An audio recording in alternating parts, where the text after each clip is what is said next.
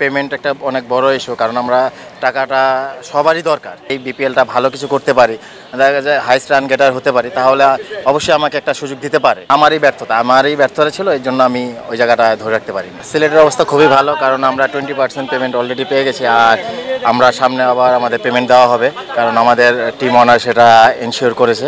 আর আমাদের টিমের বন্ডিং এবং ওভারঅল এভরিথিং গুড। সেটা তো আপনারা দেখতেছেনই, মাঠের ক্রিকেটে আমরা চেষ্টা করছি ভালো কিছু করার, কারণ আমরা 6টা ম্যাচে 2টা উইন করেছি, 4টা লুজ। তো আমরা সামনে চেষ্টা করতেছি ভালো কিছু করার এবং জয় ছিনিয়ে আনার। দেখেন, আমরা প্রফেশনাল, আমাদের খেলতেই হবে। আর পেমেন্ট একটা অনেক বড় ইস্যু, কারণ আমরা টাকাটা সবারই দরকার, সেটা আমারও দরকার। যেমন আপনারা যে জব করেন সেটা আপনাদের জায়গায়, তো আপনাদেরও দরকার। তো এটা যেমন আমাদের প্রফেশন, তো আমাদেরকে অবশ্যই এটা ইনশিওর করতে হবে যে প্রতিটা টিম, যার টিম ওনার আছে তারা ইনশিওর করবে।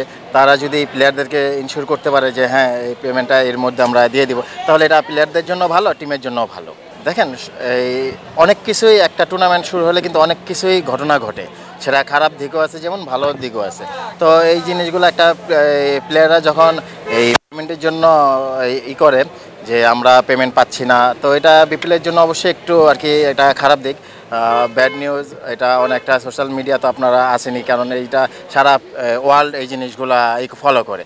তো সব কিছুই দেখি চেষ্টা। কালকে আমাদের বোর্ড প্রেসিডেন্ট আসছে, উনি এসে এটা দেখলাম এই মিটিং করে সুন্দরভাবে এটা একটা সলিউশন বের করে দিছে। প্লেয়ারও দেখলাম হ্যাপি, আজকে প্র্যাকটিস করেছে।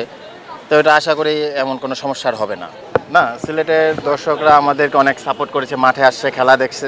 তো আমরা চেষ্টা করেছি ওনাদেরকে ভালো কিছু দেওয়ার, তো কখনো দিতে পেরেছি, কখনো পারিনি। তো এখন চিটাগাংয়ে নতুন করে আবার শুরু, এখানে 3টা ম্যাচ খেলবো, আশা করবো আমরা এখান থেকে ভালো কিছু নিয়ে যাওয়া। দেখেন, শুধু ওদের সাথে না, আমরা আমাদের প্র্যাকটিস প্রিপারেশন নিচ্ছি।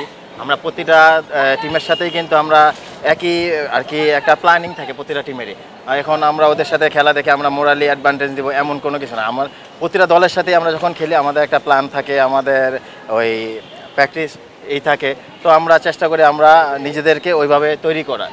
হ্যাঁ, আমরা তো চেষ্টা করতেছি, আমরা প্র্যাকটিস করতেছি, আমাদের ভালো প্র্যাকটিস হচ্ছে।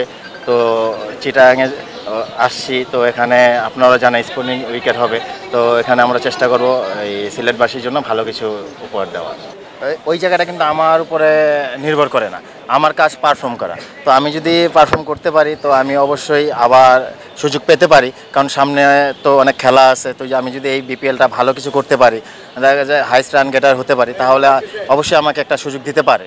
তো আমার কাজ পারফর্ম করে আমি পারফর্ম করে যাবো। আর হতাশার দিক দিয়ে আমি বলবো না, আমারই ব্যর্থতা ছিল, এই জন্য আমি ওই জায়গাটা ধরে রাখতে পারি।